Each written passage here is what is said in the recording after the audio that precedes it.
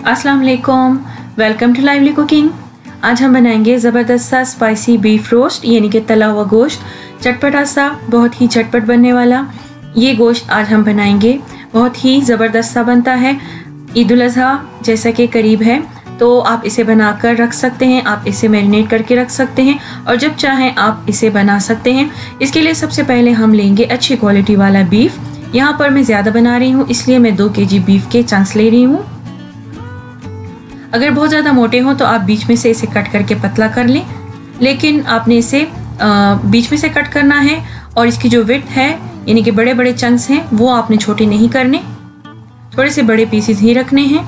इस तरह से आप सारे जो पीसेस हैं उसको पाउंड कर लें, यानी कि अच्छी तरह से आप किचन हैमर की मदद से या किसी भी भारी चीज़ की मदद से कुचल लें। इसके बाद हम इसके ऊपर डालेंगे नमक हस्बे जायका या फिर 1 टेबल स्पून। कुटी हुई लाल मिर्चें हम इसके ऊपर डालेंगे तकरीबन 1 टेबल स्पून। गोश्त को कुचलने से ये होता है कि जो इसका सारा मसाला होता है वो इसके ऊपर अच्छी तरह से और इसके अंदर भी चला जाता है। इसके बाद हम इसमें ऐड करने जा रहे हैं धनिया। ये पिसा हुआ धनिया है, बहुत ज़्यादा बारीक पिसा हुआ नहीं है, थोड़ा सा दरदरा सा पिसा हुआ है। 2 खाने के चम्मच हम इसमें ये ऐड कर रहे हैं।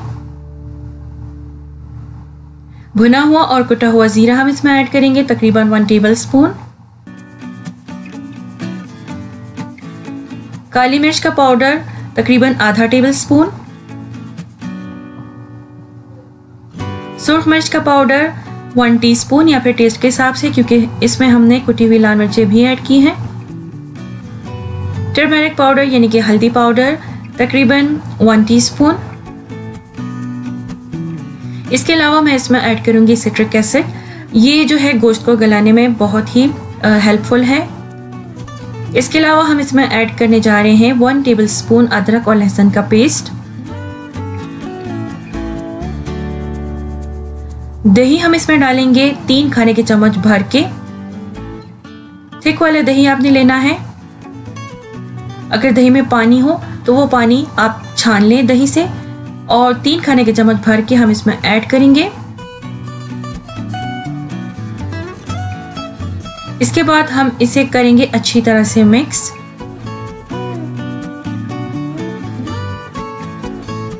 याद रखें कि अगर गोश्त के ऊपर चर्बी वगैरह हो तो वो आपने थोड़ी बहुत अगर हो तो ठीक है, ज़्यादा हो तो आपने हटा लेनी है।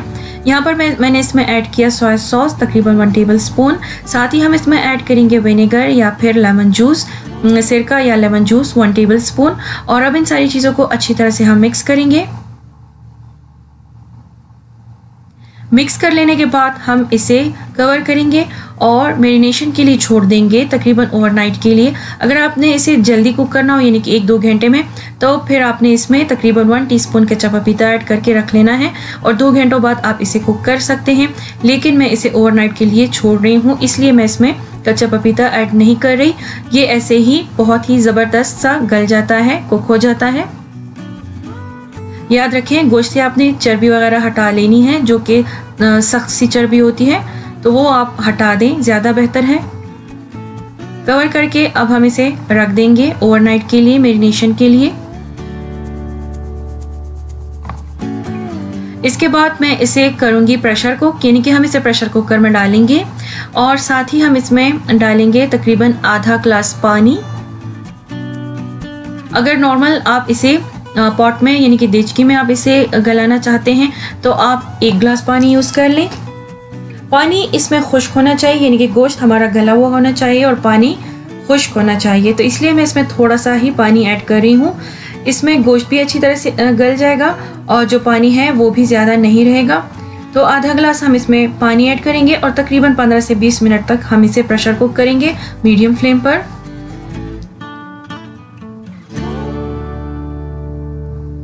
तो ये प्रेशर कुकर में मैंने इसे गोश्त को गला लिया है और आप देख सकते हैं ज़बरदस्त सा ये जो गोश्त है ये कितना नरम हो गया है। ये आप देख सकते हैं इस तरह से ये नरम हो गया है। और अब हम इसे अच्छी तरह से ठंडा कर लेंगे और ठंडा कर लेने के बाद हम इसे फ्राई करेंगे।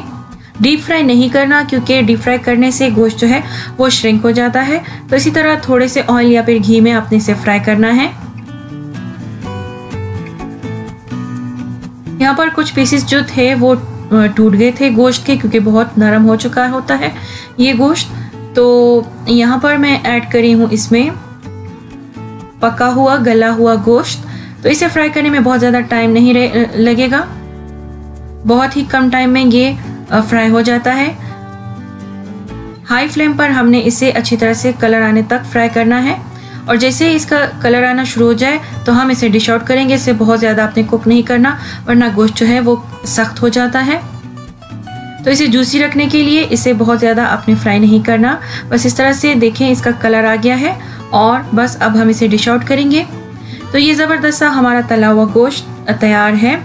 तो आप भी इसे ज़रूर ट्राई कीजिए और मुझे फीडबैक ज़रूर दीजिए कि आपको मेरी रेसिपी कैसे लगी। अगर आपको मेरी रेसिपी अच्छी लगे तो इसे थम्स अप ज़रूर दीजिए, शेयर कीजिए अपने फ्रेंड्स एंड फैमिली के साथ। मिलती हूँ नेक्स्ट वीडियो में नेक्स्ट रेसिपी के साथ, तब तक के लिए मुझे इजाज़त दीजिए। Thank you for watching. अल्लाह हाफिज़।